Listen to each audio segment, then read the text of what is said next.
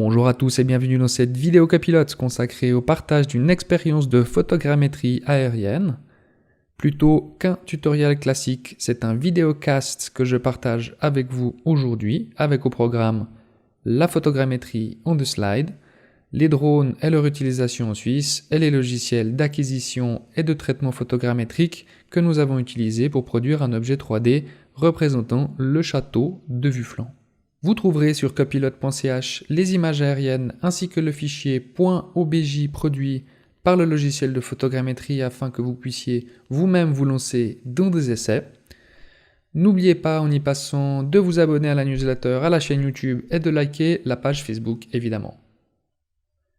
Cette vidéo a été tournée le jeudi 16 mars 2017 lors de la 3D Thursday Meetup à Renan-Lausanne. Ces meet-ups ont lieu tous les troisièmes jeudis du mois et je vous invite à vous y inscrire pour y participer sur le site internet meetup.ch. Je profite au passage de remercier Olivier pour l'organisation de ces soirées dans les locaux du Fix Me Hackerspace, un endroit où il fait bon croiser des barbus qui aiment vivre la nuit dans un joyeux boxon. Et merci à Greg de gregdesign.ch qui m'a accompagné dans la préparation de ces tests et qui a enregistré et filmé la soirée. Cette média, Copilote, vous connaissez tous, j'espère. C'est une chaîne de tutoriels Blender 3D pour les débutants initiés. Donc pour les non-initiés à Blender, je vous invite à aller sur copilote.ch, à liker Facebook et tout ça en passage. Vous inscrire à la chaîne YouTube, il y a une dose. Donc l'idée c'est aussi de faire un tutoriel une fois avec Agisoft Photoscan pour Blender 3D spécifiquement. Et puis cette média, c'est une petite agence de production que j'ai montée il y a quelques années et dans laquelle j'offre une panoplie de services dans la communication digitale et la production de contenu numérique avec un drone qui sert plutôt à faire de la photo pour alors de l'intégration 3D une fois pour Greg et un projet de promotion immobilière. De la photo pour des agences immobilières, pour des propriétés un peu haut de gamme, pour mettre ça dans un dossier de vente. Et puis en l'occurrence, là on l'a utilisé pour un projet de photogrammétrie. Et donc c'est un projet vraiment pilote pour nous. Et c'est pas un service professionnel qu'on fournit à travers l'agence. Pour tous, on fera pas beaucoup de théorie parce que j'aime pas ça. Par contre, je pense que c'est important juste de comprendre comment fonctionne un logiciel de photogrammétrie et pour ça, c'est assez simple. Il suffit de se représenter comment la vision stéréoscopique est reproduite par votre cerveau parce que c'est à peu de choses près le même principe. Vous avez dans les deux yeux... Alors, je sais pas si ma souris...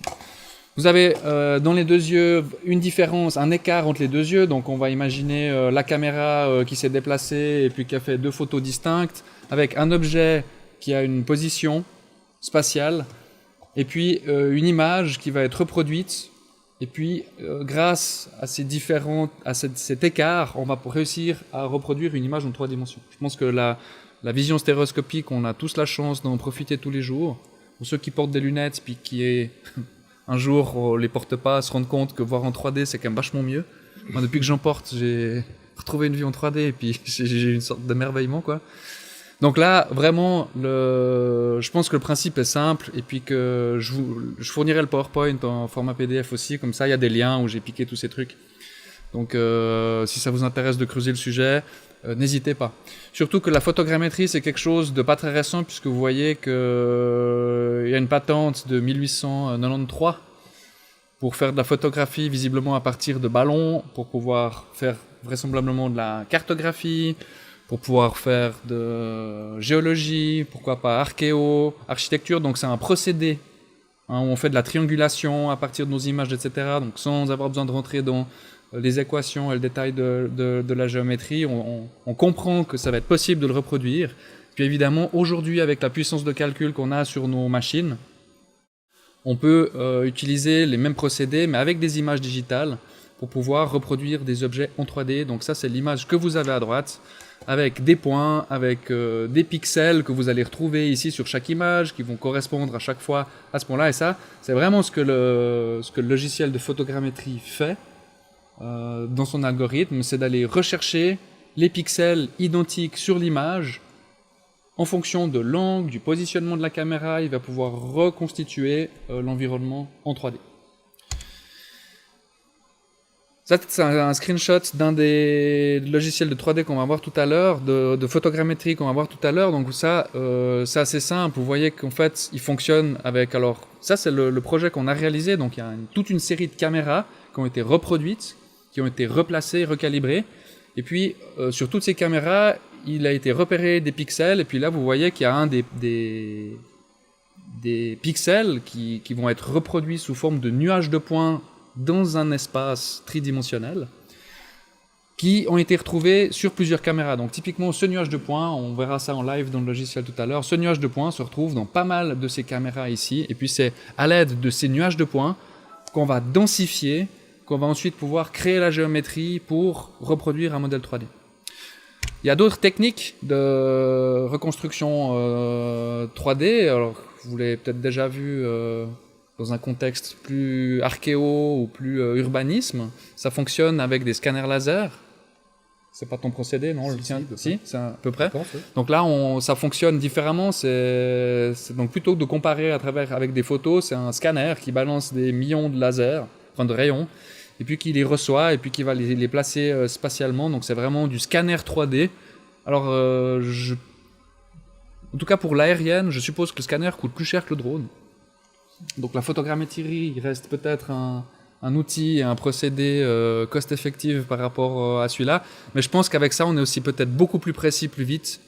En tout cas, dans l'archéologie, pour ce que j'ai pu voir comme reportage sur l'A5, j'aime bien. Ils les mettent dans des avions, surtout. Et ça, ils les mettent dans les avions et puis après ils font aussi de l'intérieur. On peut le faire à l'intérieur aussi en photo, hein, mais ils vont dans les pyramides, voilà, ils vont faire des trucs. À un moment donné, ils veulent reconstituer, archiver un monument historique. Ils vont le scanner sous toutes les coutures, intérieur, extérieur, et puis à partir de nuages de points, le procédé est le même. Ils font des nuages de points, puis après ils reproduisent une géométrie. L'expérience photogrammétrique dans le processus, il est assez simple. Pour nous, c'était un drone. Tout le monde connaît le château de Vufflan.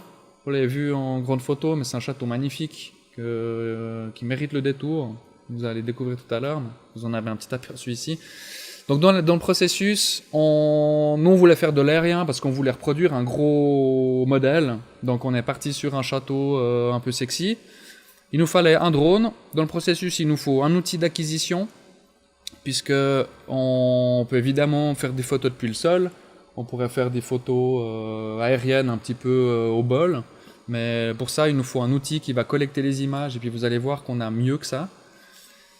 Un outil de traitement, on verra de soft, et puis quelle exploitation des résultats on peut en faire.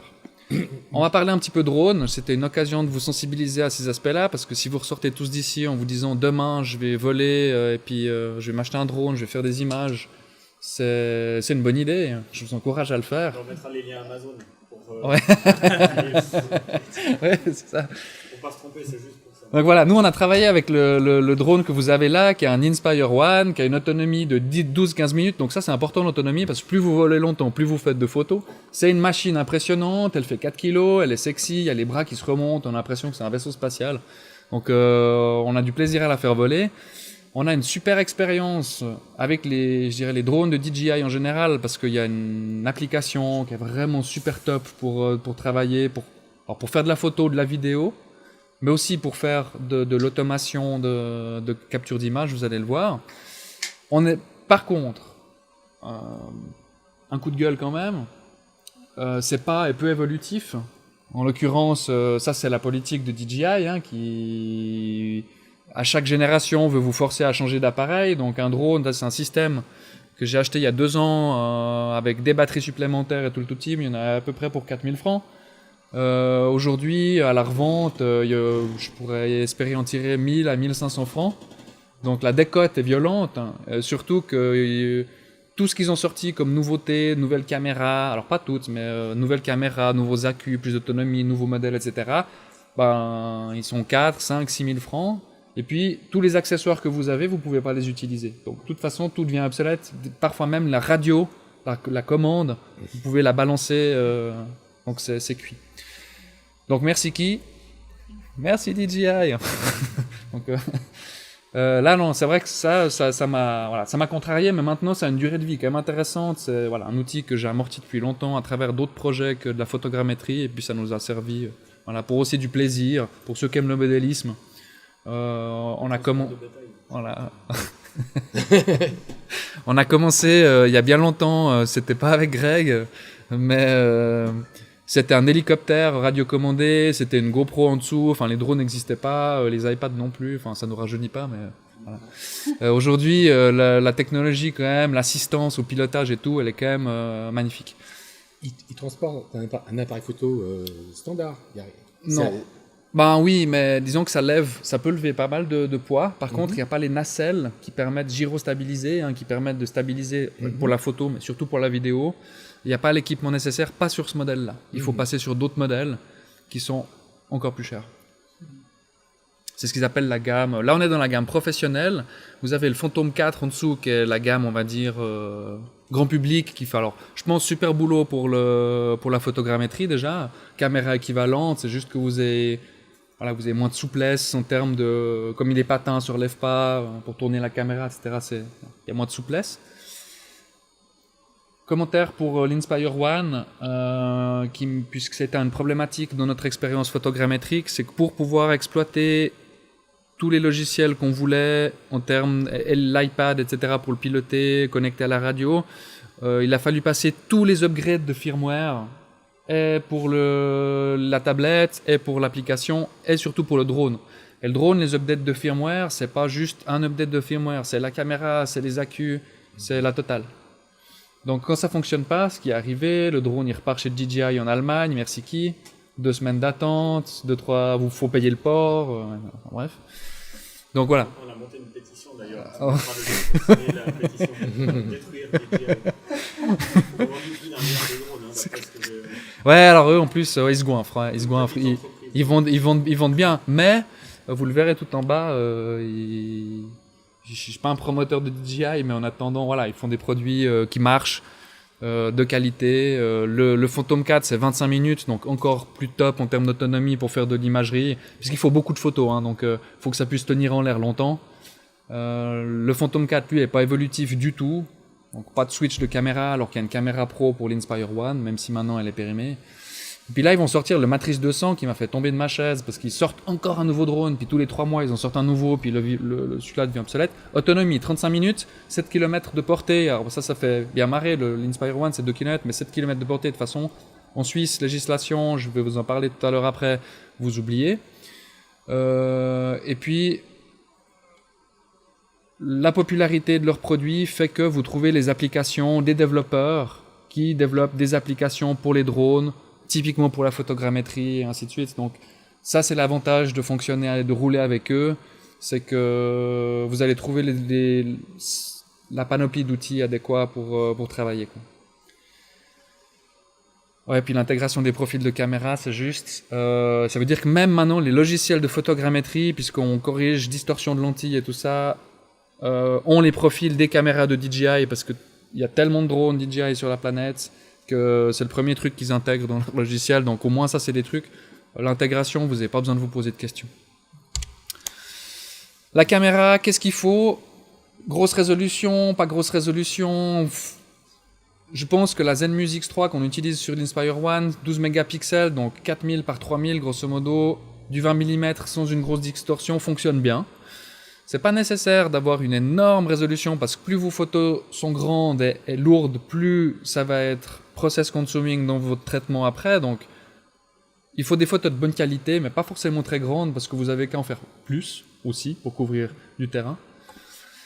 Vous voyez sur le petit schéma à droite, il faut recouvrir en fait les images les unes par rapport aux autres, c'est-à-dire qu'il faudrait que le logiciel puisse facilement retrouver des pixels identiques dans les images. Donc il faut ce qu'on appelle l'overlapping, si c'est une traduction, je la prends. Le chevauchement à 60-80%. Ouais, je sais, c'est moins sexy. Hein. Ça, on peut le faire. Recouvrement, il est pas mal aussi. Donc là, l'overlap, il faut y penser. C'est clair que vous fassiez un vol circulaire autour d'un objet ou un vol un peu cartographique comme sur le schéma là. Il faut y penser parce que c'est important pour le logiciel de retrouver des pixels identiques sur plusieurs photos qui puissent les identifier.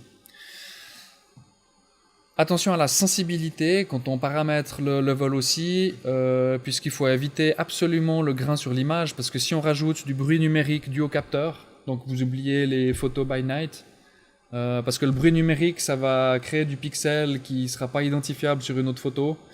Donc évidemment que ça va moins bien fonctionner pour la photogrammétrie, donc des ISO plutôt bas. Évitez les flous de mouvement, puisque si vous avez un drone qui prend des images sans s'arrêter, on a fait une première expérience en fait de photogrammétrie. Greg en a fait une sorte de vidéo.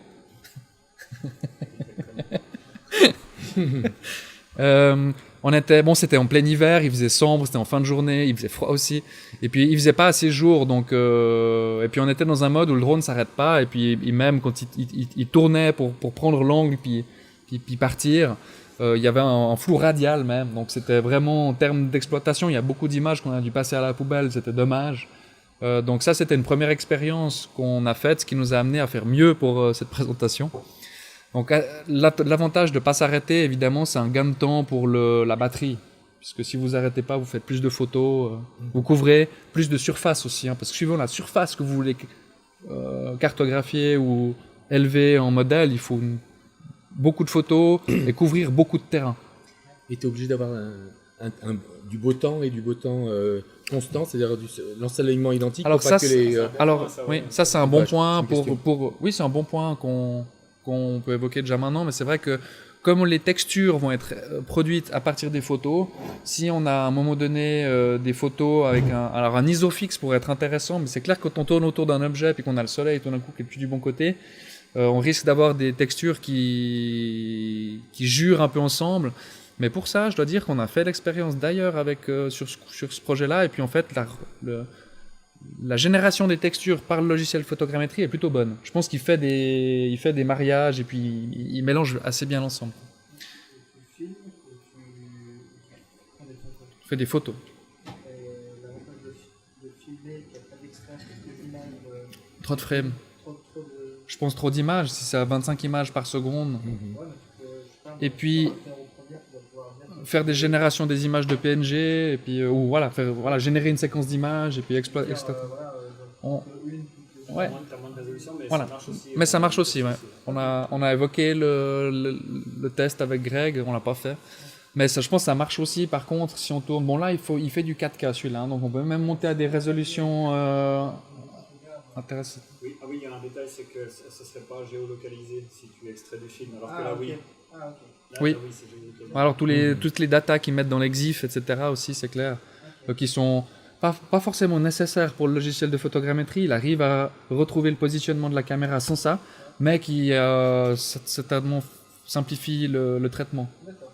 Accélère, simplifie et puis augmente la précision. Et là, dans l'exif, justement, il met l'orientation aussi du drone. Je sais pas, on pourra regarder. Mais je sais pas s'il y a l'angle de la caméra, etc. Je sais pas. Mais on pourra regarder dans Pix 4D, on voit pas mal de choses. Oui, ben voilà, la question gardée en tête, les images serviront à générer les textures, ça va apporter finalement tout le réalisme du modèle, hein, parce que la géométrie sera jamais parfaite. Ce qu'il y a aussi, et ce qu'on a eu et que vous verrez là, c'est que il faisait très très beau ce jour-là. On a une énorme projection d'ombre derrière le château. Donc du coup, après, pour le lighting de la scène en 3D, si vous voulez orienter les ombres différemment, c'est un peu cuit, quoi. Donc un jour où à la limite c'est un peu diffus, un petit peu brouillard léger, ou si on a des ombres un petit peu moins franches, c'est pas si mal. C'est pas si mal. Parce que s'il faut retraiter derrière en post-production, c'est toujours du travail en plus. Donc là, c'est la caméra d'entrée de gamme, vous voyez, malheureusement, la triste Zenmuse X3. Entre-temps, DJI a sorti toute cette gamme. Ici, on est dans la gamme Pro, 16 mégapixels. Alors ça filme en RAW, ça, par exemple, pour faire de l'extraction d'image. Par contre, la caméra, là, elle est haute 4 500 francs, juste la caméra. Il y a un disque dur, il y a un SSD qui est attaché, etc. Donc ça, c'est ce qu'ils appellent la caméra Pro. Ça, je crois que c'est une thermique. Puis ça, c'est une nouvelle qu'ils ont sortie, qui a un zoom optique.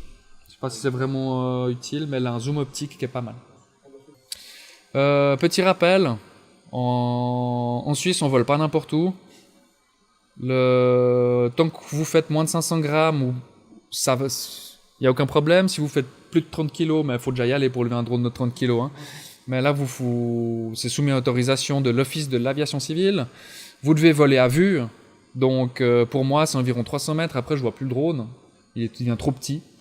Mais voilà, 400 mètres, c'est ce qu'on avait fait à Échalon. Voilà, le drone, moi, je le vois plus. Et puis, si je lâche le drone des yeux pour regarder l'écran, ce qu'on est en train de shooter comme image, puis que je relève les yeux, je l'ai perdu, je le vois plus. Puis, il y a toujours des boutons home, etc. Mais techniquement, l'Office de l'aviation civile ne vous laisse pas vous reposer sur la technologie. Donc ça, c'est en fait des lois qui couvrent l'aéromodélisme en général et pas spécifiquement le drone. Le vol immersif est interdit et soumis à autorisation. C'est quoi immersif? Les lunettes. Donc tu peux pas le faire en mode je vais voler sur 7 km. C'est pour ça que je disais tout à l'heure, porter de 7 km, c'est cool, mais voilà, donc là, il faut les autoriser. C'est pas interdit, c'est soumis à autorisation. Hein. C'est comme les vols au-dessus d'une manifestation, hein, donc, paléo, festival, etc. On oublie. Enfin, soumis à autorisation, mais c'est un dossier comme ça, hein, avec gestion des risques, la totale. No-fly zone, aéroport internationaux 20 km, donc Zurich, Berne, vous voyez les grosses taches bleues. Tous les aérodromes, les petites taches roses, c'est 5 km autour de l'aérodrome. Donc ça, c'est vraiment aéromodélisme. Hein. Et ça, les amendes sont salées. Hein. Quelle que soit l'altitude.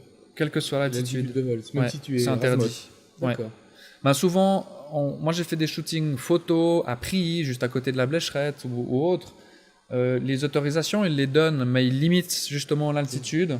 Et puis on définit un cylindre dans lequel on peut voler, mais qui est assez bas. Alors pour faire de la photogrammétrie, en général, ça suffit. Hein.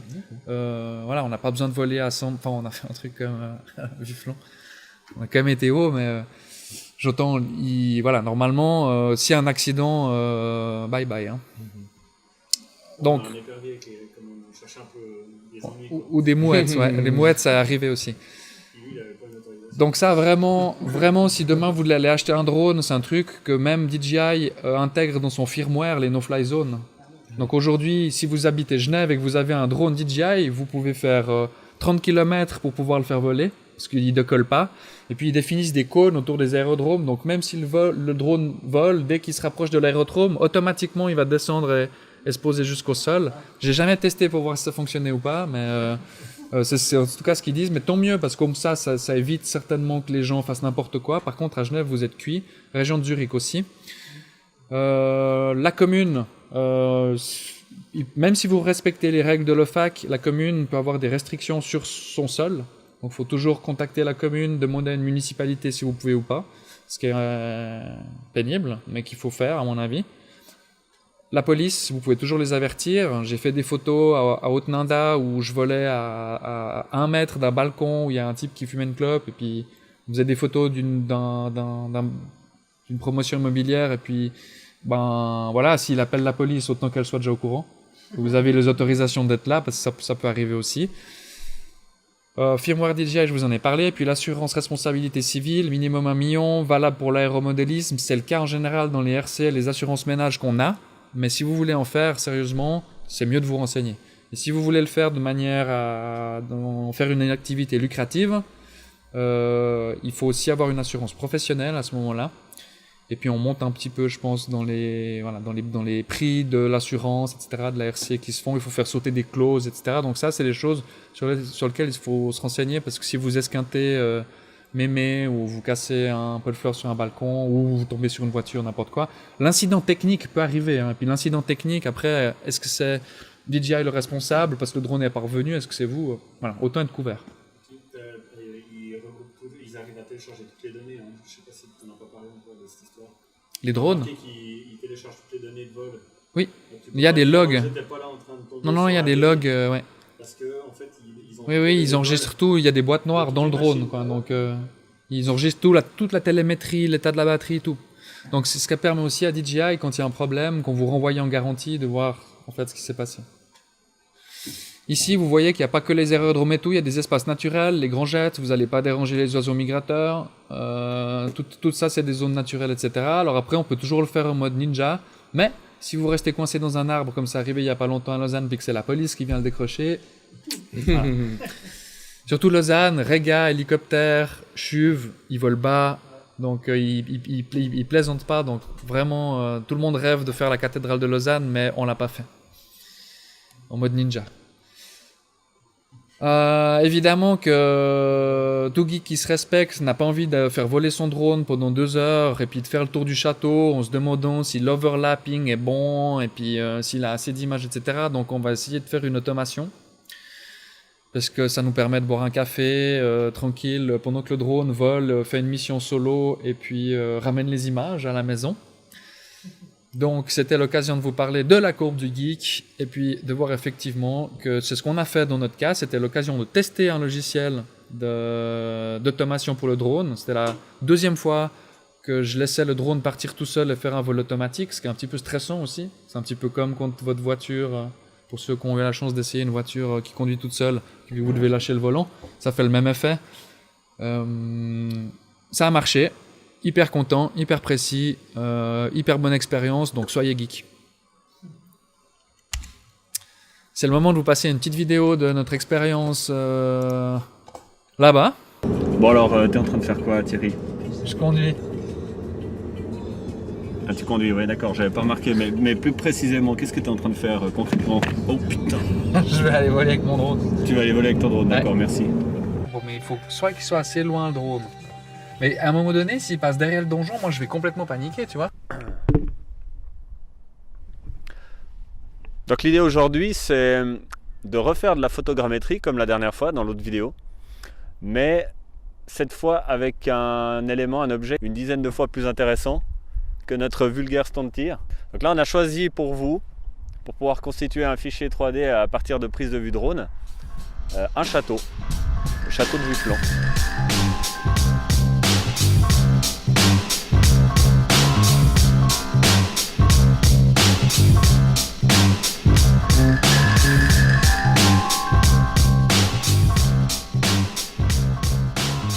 À la différence de l'autre fois, on va tester aujourd'hui aussi un vol circulaire autour du château qui nous permettra probablement d'avoir une meilleure qualité sur les façades, des meilleures textures, etc. Donc on ira aussi faire des vols qui sont ciblés façade du château pour avoir expressément une bonne qualité de texture, que ça nous fasse une bonne reconstitution avec le logiciel de reconstruction photogrammétrique.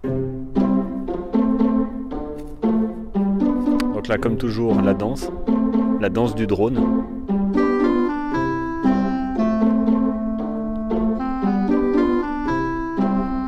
Donc là, je précise, il n'y a que ce drone-là qui nécessite une telle difficulté de préparation. Je connais aucun drone qui nécessite ce genre de pratique. Bon, alors si on fait bien notre job, normalement, vous devriez vous retrouver à la fin avec un fichier 3D du château dans son ensemble. The altitude is quite high, make sure it's legal in your country. Ah ouais. On va lancer une circular mission. On va évidemment venir se caler ici, au-dessus du château. On va donner une inclinaison d'à peu près 45 degrés à la caméra pour le shooting. Donc on va essayer d'être quand même assez loin du château et d'aller à une altitude assez élevée pour pas se prendre le donjon ou les arbres qui sont à côté. 140 par 140 mètres, ça pourrait être pas mal. Un cercle qui est à peu près 2 fois plus grand que la surface au sol du château, hein, c'est ça? Ouais. Puis on va voler à 120 mètres, ce qui est assez haut, mais comme on est en dessous du château, que le clocheton du château a l'air d'être à 120 mètres avec le vol qu'on a pu faire, on va pas prendre trop de risques. On a 296 mètres à parcourir pour la mission. Et puis, je pense qu'on va le faire voler à une vitesse peut-être un peu plus rapide qu'avant. Et donc, il va faire une photo tous les 10 degrés. Donc, théoriquement, il revient avec 36 photos du tour du château, ce qui nous permettra de générer pas mal de textures et de géométrie, je pense.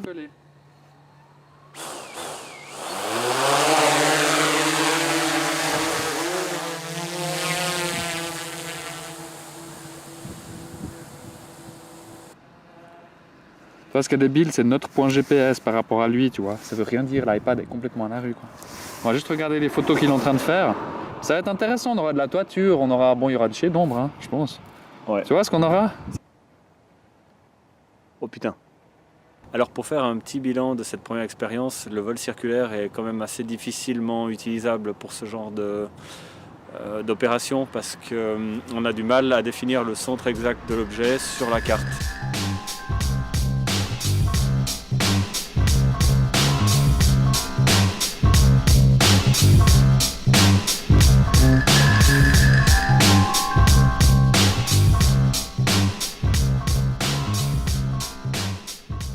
Donc là, le logiciel c'est Pix4D ou Pix4D, comme vous la sentez, capture, qui est fait pour l'iPad, en l'occurrence, qui permet et qui contient, alors il y en a d'autres qui sont payants, celui-là est gratuit en plus, puis il s'intègre dans la suite Pix4D, d'ailleurs qu'on verra tout à l'heure comme le traitement photogrammétrique.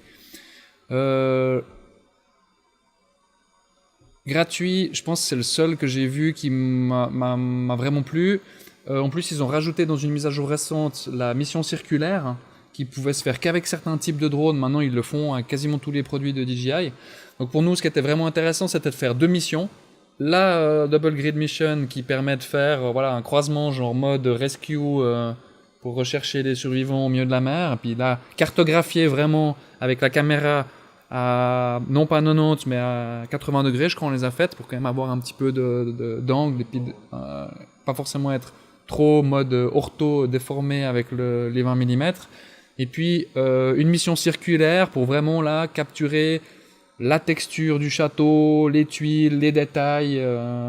Donc 2 tests plutôt réussis. Donc là vous l'avez vu, on est dans l'interface de l'iPad. Alors c'est quand même tout un micmac, c'est-à-dire il faut préparer le truc, il vous dit l'autonomie que vous avez, si vous pouvez faire le vol à cette autonomie ou pas, il faut régler l'altitude.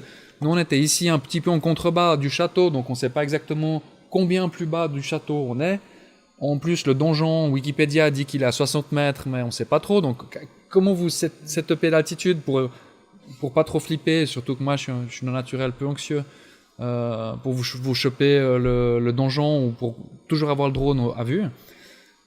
Pour avoir fait quand même un test avant, on peut le récupérer en manuel, le drone. Donc si le vol automatique se passe mal, on peut intervenir et puis ramener la bête. Il y a toute la partie aussi, donc là vous voyez, il définit vraiment le trajet qui sera fait par le drone ici, puis là vous avez la mission circulaire. Au moment où vous allez appuyer Start, il va faire tout un certain nombre de contrôles, le nombre de satellites, il y a le home point qui a été seté, c'est-à-dire l'endroit où il va revenir si jamais il perd la liaison avec la radio, il revient automatiquement au point de départ. À quelle altitude il doit voler pour revenir au point de départ, il y a des arbres, pas des arbres, etc. Donc vraiment tout ça à repérer en termes d'environnement. Et puis ensuite, vous uploadez la mission dans le drone, donc de l'iPad, dans la radio, dans le drone. Et puis là, comme je vous le disais, si vous n'avez pas les firmware up-to-date, la totale, c'est cuit, ça n'a jamais marché. Donc j'ai galéré mais tellement de temps avant de pouvoir faire vraiment fonctionner l'ensemble que c'est passé par la case magasin pour le drone. Et puis là, ça a fonctionné. Un autre point, ici vous voyez finalement le trajet qui a été réalisé, les photos qui ont été faites par le drone. Donc là, on est à la fin de la mission, des 2 missions. La problématique, ça a été... Il vous met un petit point de départ où le drone va se déplacer pour aller faire sa mission autonome. Il va y aller en ligne droite, il réfléchit pas trop. Donc attention à ce qu'il y a sur le trajet. Il va monter à l'altitude que vous avez définie, donc il va quand même haut direct, ce qui n'est pas forcément le trajet le plus économique en termes de batterie, mais au moins c'est le plus safe. Et puis ici, vous voyez que il fait un trajet, vous pouvez pas trop savoir exactement comment il va suivre son trajet en fait. Puis là, on avait décidé qu'il allait s'arrêter pour faire les photos, pour qu'elles soient bien nettes. Parce qu'on a eu le problème la première fois. Donc, on pouvait pas faire 1 milliard de photos et couvrir beaucoup plus de surface, puisque le drone vole max 15 minutes. Il y a toujours 30% de marge. Donc, ça c'est le max qu'on pouvait faire, parce qu'il faut compter aussi le temps de retour qu'il fait à l'altitude max, et puis après le temps qu'il redescendait pour se poser au sol. Un autre point problématique, ça a été l'éloignement par rapport au point de départ. Vous voyez que sur Google Maps, que vous pouvez mettre aussi sur la carte, sur le logiciel la Pix4D Capture, il y a un environnement urbain et le point de départ que vous avez ici, mais surtout celui-là était problématique, vous ne pouvez pas être à plus de 150 mètres du point de départ. Donc nous on était beaucoup trop loin, on a dû se rapprocher jusqu'à ce qu'il soit d'accord de décoller pour effectuer la mission, quoi. Alors il aurait pu mettre le point de départ ici, ça nous aurait arrangé. Mais non. Donc voilà, ça souffre encore certainement de problèmes et de défauts de jeunesse, mais pour avoir vu plusieurs versions de ce logiciel arriver, Pix4D font vraiment un boulot incroyable. Ça fonctionne du tonnerre, elle vole autonome, vraiment un petit coup de flip quand il est passé une fois derrière le donjon. D'ailleurs, on a une photo où on voit le clocheton d'assez près, donc je pense qu'il est passé assez près ici, mais sinon vraiment ça marche du tonnerre. Le problème ici pour le vol circulaire, Greg il en parle dans la vidéo, c'est qu'on a de la peine. Vous voyez qu'il y a une perspective ici, donc le château il n'est pas vraiment là, le haut du donjon il n'est pas vraiment au centre du cercle que moi j'avais placé ici. Donc finalement on s'est retrouvé avec un vol excentré qui n'était pas forcément intéressant pour la capture. Donc ce qu'on a fait nous droit derrière, c'est qu'on a fait un vol à la mano, donc là on est dans le logiciel de DJI, donc d'ailleurs avec le replay de télémétrie. Et puis vous voyez qu'on a fait simplement un petit arc de cercle autour pour aller faire des photos de ce côté-là, puis avoir des belles images. Et puis une traversée, un petit arc de cercle ici.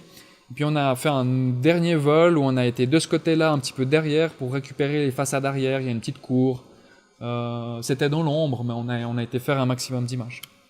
Ça c'est le set d'images qu'on a ramené. Donc vous voyez que ça en fait un bon lot. Il y a une première mission qu'on a faite circulaire.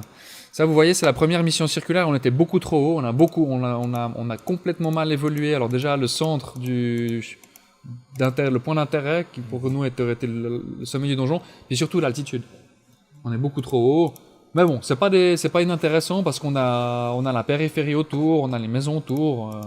C'est des photos d'ailleurs que j'ai exploitées pour la photogrammétrie. Vous voyez évidemment que tout est dans l'ombre puisqu'on est exposé pareil. On voit rien, on n'a pas de détails. Et puis voilà, alors là on a été faire 2-3 photos pour rajouter un peu plus d'éléments, puis surtout avoir, on voyait la photo en 100%, on a quand même quelque chose d'intéressant, on voit du détail, on a de quoi faire manger au logiciel de photogrammétrie. Et puis on a été derrière, vous voyez qu'on a fait, voilà, j'ai tenté aussi des expositions différentes pour pouvoir essayer de récupérer un peu de matière derrière. Et puis il y a un mode HDR aussi qui permet de générer directement avec du bracketing plusieurs photos, mais bon, c'est gadget. Je pense que ça marche très bien comme ça pour tout ce qu'on a testé. Greg a insisté pour qu'on ait du détail ici aussi, donc il a insisté sur certaines photos. Puis ça, c'est la mission où il fait... voilà, et vous voyez qu'il y a un peu d'overlap, c'est-à-dire que toute cette zone ici, c'est une zone qu'on retrouve sur les photos suivantes et ainsi de suite. Traitement des images, le processus, une sélection d'un lot d'images. J'ai essayé aussi un 2-3D capture qui est un truc d'Autodesk où on peut envoyer, ça c'est assez cool, vous pouvez clouder vos images et puis c'est eux qui traitent, puis vous renvoient le modèle. Ça a planté, je sais pas combien de fois. Ah c'est vrai? Ah oui? Ça Ok.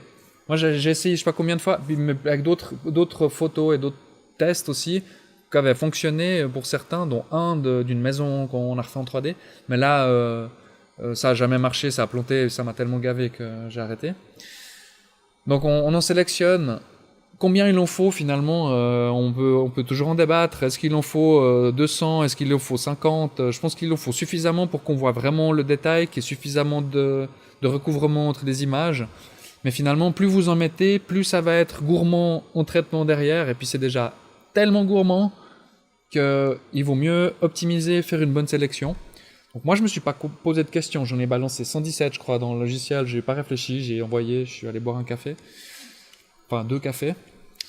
Le logiciel il aligne les caméras, donc il va déjà essayer de replacer les caméras par rapport à l'environnement. Ensuite il génère un premier nuage de points où il fait la reconnaissance des pixels, etc. À cette étape là, on peut faire un nettoyage, une optimisation.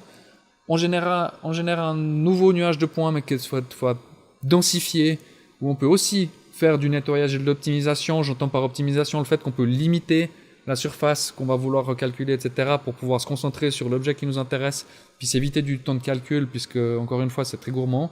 On crée un maillage, on génère les textures et on exporte.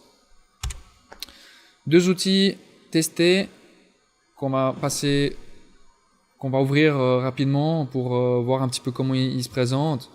Alors Pix4D, super top. Interface qui me plaît beaucoup, un produit de l'EPFL donc j'adore.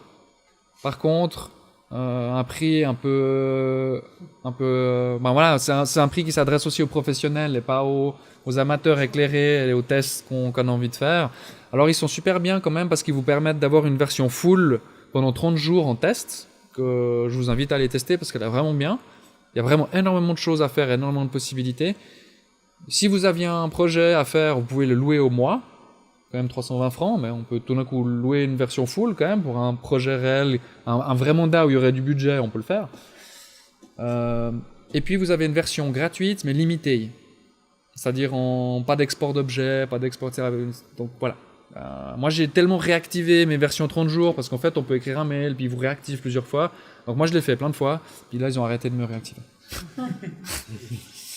Donc voilà, j'utilise une version limitée puisque ce que j'ai fait pour ce projet-là, après je pense qu'ils proposent vraiment des outils qui sont à la pointe pour les experts et puis bon, peut-être que ceux qui ont de l'expertise dans le domaine pourront nous parler un petit peu d'un mode avancé. Pour Photoscan, Agisoft fait un travail super bien. Vous avez deux versions. Vous voyez que la version Pro, finalement, elle est dans le même tir. Alors eux, ils ont une version qui est moins chère quand même, mais c'est une interface qui est moins excitante.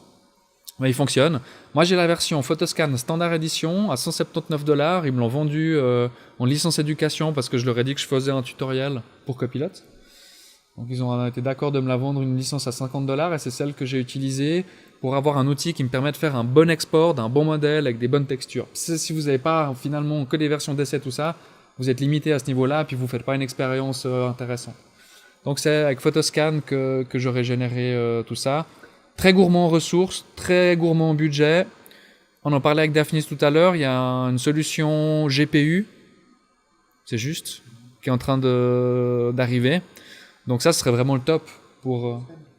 Non, c'est un autre soft. Ouais, mais ça, c'est quelque chose voilà, qu'on pourrait changer comme info aussi, c'est qu'il y a une version GPU pour tous ceux qui ont de la grosse carte.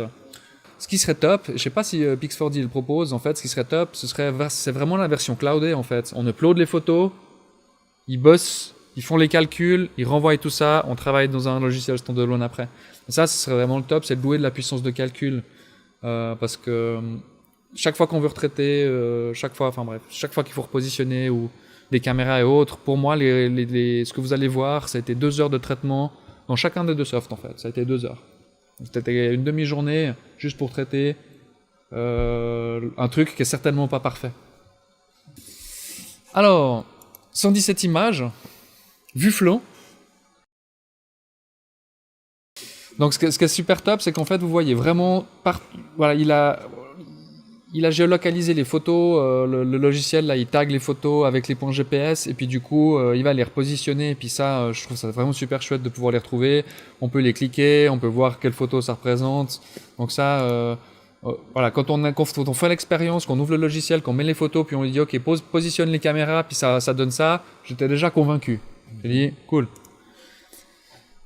À partir de là, on passe à l'étape génération de points. Alors, on va garder que ceux-là. Alors, vous voyez qu'il y en a beaucoup, donc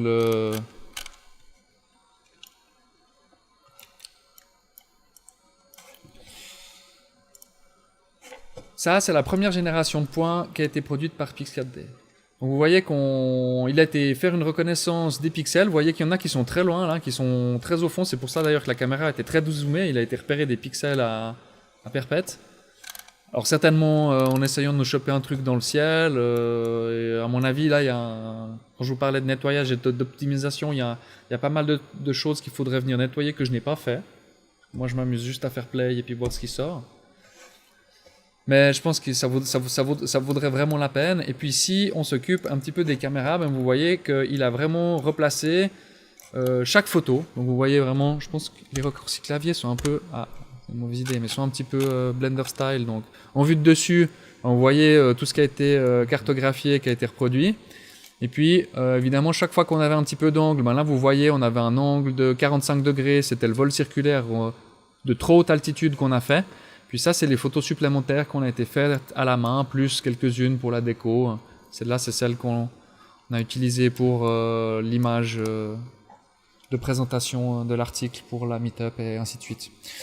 L'intérêt aussi, c'est qu'on peut prendre une caméra, vous allez voir une craquée d'informations, donc tous les pixels qui ont été repérés sur cette photo, vous voyez, bon, il y en a peut-être un peu beaucoup, mais finalement, c'est tout ce qu'elle a été, pour cette caméra-là, c'est tous les points, toutes les petites croix représentent un pixel et un point que la caméra a repéré, elle a été comparée avec d'autres caméras. Et si vous sélectionnez un nuage de points, c'est l'inverse, c'est-à-dire que vous allez voir que ce point, on va essayer de prendre un bout du toit du château, là, un bout du toit du château, elle a été repérée sur toutes les photos qui sont connectées ici. Et puis vous pouvez... Voilà. Je dirais que c'est la première fois que j'utilise. Hein. Et puis ici... Ah, j'aime pas les tuiles. Ah, ça, c'est cool. Puis là, alors effectivement, ce qui est top, c'est qu'on va pouvoir voir toutes les photos où il a repéré ce bord de fenêtre ici. Puis tout d'un coup, vous allez voir qu'il y en a, c'est un peu nimp. Il nous atterrit sur une tuile. Ici, il nous a chopé pour ce point-là une zone. Donc finalement, on va pouvoir aider le logiciel à faire de la reconnaissance. Donc il y a un moment donné dans l'optimisation où vous allez pouvoir sélectionner des points, mais bon, bonjour s'il faut passer tous les points en revue. Vous allez pouvoir facilement identifier, effectivement ici, il a matché une tuile. J'imagine qu'il y a des grandes chances qu'il soit raté un coup et qu'il ait pris la tuile de la côté. Mais globalement, il y a et ça dans 1, 2, 3D Capture qui était une interface beaucoup plus simpliste, parce que là on est vraiment dans un outil pour les professionnels de la photogrammétrie. Dans 1, 2, 3D Capture, vous pouviez repositionner vous-même des points, voire même des arêtes, pour commencer à définir des longueurs, et ainsi de suite, que vous pouvez faire aussi ici, mais dans un mode beaucoup plus avancé, j'ai envie de dire, et moins monsieur tout le monde. Donc là, il y a moyen de faire de l'optimisation, puis quand je vous dis, il faut peut-être limiter le nombre d'images, là, il y a peut-être un intérêt à pas avoir 117 images, mais plutôt 50. On va redésactiver nos petites caméras, et puis vous allez voir, finalement, qu'au moment de générer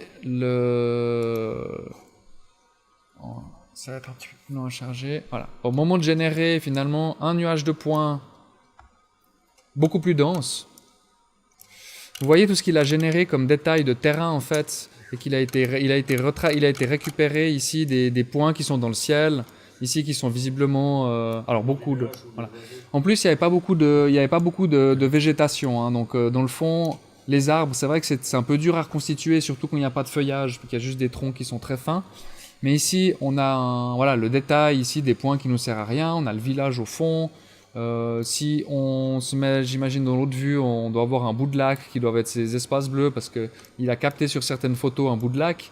Donc là, il y a évidemment beaucoup de ménage à faire avec toute une partie qui ne nous intéresse pas, qui va nous prendre du temps, des calculs au moment de générer le modèle 3D, sachant que de toute façon, ce modèle-là, j'ai pas pu en extraire un objet pour l'importer dans Blender parce que j'ai pas la version adéquate.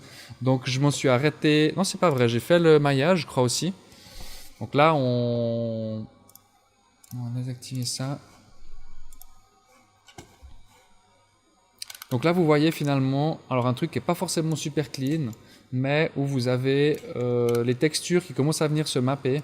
Je pense qu'on a une vue qui est pas forcément parfaite, puisqu'il faudrait aussi définir quelle taille de texture vous voulez commencer à générer, etc. Donc il faut venir vraiment paramétrer le logiciel, chose que je n'ai pas faite dans celui-là, mais que j'ai fait dans Photoscan, parce que j'ai la licence et puis qu'il y a plus de possibilités. Donc vraiment, Pix4D, un outil super complet, des possibilités de venir tracer des points, des volumes. J'adore l'expérience utilisateur et puis j'aimerais bien me mettre plus à fond dedans pour approfondir les connaissances. D'ailleurs, l'entreprise fait beaucoup de tutoriaux online, vidéos, etc. Ils font aussi beaucoup de workshops autour de leur logiciel à l'EPFL, donc c'est vraiment pas loin en plus. Ah oui, il y a un truc que je trouvais vachement bien. Comment on avait fait ça, Greg, déjà? À un moment donné, dans les displays, voilà, il y avait un mode aussi, tout d'un coup, qui s'appelait altitude. Ah, mais c'est un peu moisi, là. Voilà. Quand on a juste le maillage, il y a un mode altitude qui est assez marrant, c'est-à-dire, ben voilà, vous avez les points hauts en rouge, et puis vous avez vraiment un peu la topographie du terrain, quoi. Il y avait un mode qui nous a fait marrer, c'était un mode thermal.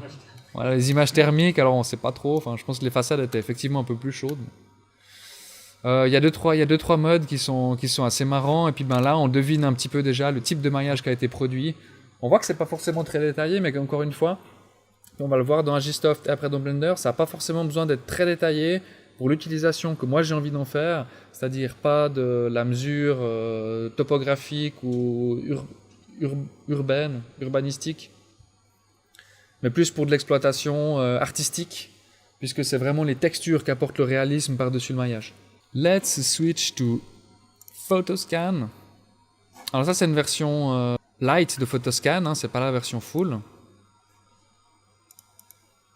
Mais c'est celle qui m'a permis de générer le fichier qu'on verra tout à l'heure. On va se remettre dans le mode un peu nuage de points. Voilà, donc vous voyez, même principe, bon, un peu moins sexy avec ce fond gris. Peut-être qu'on peut personnaliser. Ici, vous voyez, alors c'est clair que dans la version que moi j'ai, il y a beaucoup moins d'options dans le sens, je vais aller voir les géotags, on n'a pas regardé dans Pix 4D, mais je vais aller voir les géotags des images, etc. Là, dans ma version light, j'ai des photos, point. J'ai des caméras, il m'en a aligné 117, je peux les activer ici, puis là vous voyez un petit peu, comme dans Pix 4D, les différentes photos et les orientations. Je peux sélectionner une image pour voir finalement à quelle caméra elle correspond. On voit qu'il y a de l'overlap sur certaines. C'est marrant parce que je pense que ça ne correspond pas forcément là. Parce que là, il y a de l'overlap entre ces photos, puis on a l'impression que les caméras, elles ne se touchent pas. Puisque vous voyez que là aussi, le nuage de points. Alors je l'ai limité cette fois. J'ai tracé la petite forme ici pour me limiter à ce terrain-là. Mais vous voyez que nous, on s'est concentré sur le château. Uniquement sur le château. Et que finalement... Dans l'environnement autour, on a reconstitué quasiment le patelin. On a le terrain ici avec les terrasses qui a été reconstitué alors qu'on s'en est pas intéressé, on s'y est pas intéressé du tout. On a récupéré des façades de maisons et autres.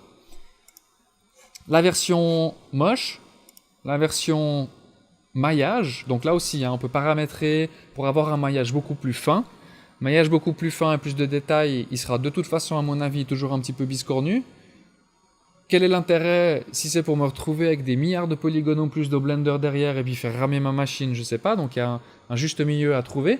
Dans mon utilisation artistique, c'est assez convaincant puisque vous voyez, alors un modèle un peu wireframe, ça c'est vraiment ce qu'on va récupérer dans Blender. Donc vous voyez qu'on a, voilà, des surfaces qui sont pas du tout lisses, on est en mode full triangle, donc le poly n'existe pas. Donc on a l'impression qu'on a des côtés un peu biscornus et ainsi de suite, mais finalement, on y applique la texture et puis ça marche. On a un château qui est plutôt excitant, plutôt bien reconstitué. Alors là, j'avais poussé exprès un petit peu les textures pour avoir une taille de texture un petit peu impressionnante, mais vous voyez même l'arrière, vous avez vu les photos juste avant, on a récupéré du détail et puis on a récupéré... alors de l'ombre évidemment, on en parlait tout à l'heure, toutes les projections d'ombre ici, on va la retrouver dans la texture, mais vous voyez même le niveau de détail qu'on a sur les maisons ici, c'est assez impressionnant. Et puis, alors devant, c'est un peu triste parce qu'il y avait des arbres, etc. Et puis on n'a rien récupéré, on a récupéré juste les ombres des arbres, mais on n'a pas récupéré les arbres. Donc on a des défauts, mais on va dire pour voilà, les 2 heures qu'on a passées sur le terrain, l'utilisation simple qu'on a fait des 2 logiciels, on arrive à un résultat que je trouve assez excitant. Et mais là voilà, Greg avait insisté pour qu'on fasse ce petit décrochement sur la façade, il sort vraiment super bien. On a l'intérieur. Non, on n'est pas descendu dans la cour, mais vous voyez qu'on a récupéré des détails dans la cour. Alors oui, la géométrie n'est pas parfaite. Mais bon, on a récupéré dans la cour vraiment des éléments qui sont intéressants. Donc là, si vous allez regarder sur Google Earth, ils n'ont pas fait ça. Ils ont une géométrie beaucoup plus simple, forcément, parce que... c'est ça. C'est ça. Bon, ils n'ont pas le monde entier en 3D. Non, ils n'ont pas le monde entier en 3D. Mais pour le coup, ils ont un château de vue flanc qui est pas bien. Non, mais il n'est pas dégueulasse quand même. Par contre, ils ont une géométrie qui est lisse, qui est clean. Ils ont un vrai château pour les enfants. Ah, c'est marrant parce qu'ils nous a même capté. Vous voyez, on est là, posé dans le terrain. Là. Exactement, on a été chopé. Donc en général, le test qu'on avait fait à échalon au stand tir, qui était super beau, là, il nous avait carrément... On l'a fait beaucoup plus proche, moins haut, moins d'altitude, et puis on n'était pas modélisé, mais on apparaissait sur la géométrie. Quoi. Pas beau, mais... Enfin, dans le nuage de points. Pas sur la géométrie derrière, mais dans le nuage de points. Par contre, il ne reconstituait pas de géométrie, il y avait trop peu d'infos. Il aurait fallu qu'on fasse un petit tourniquet autour. Résultat.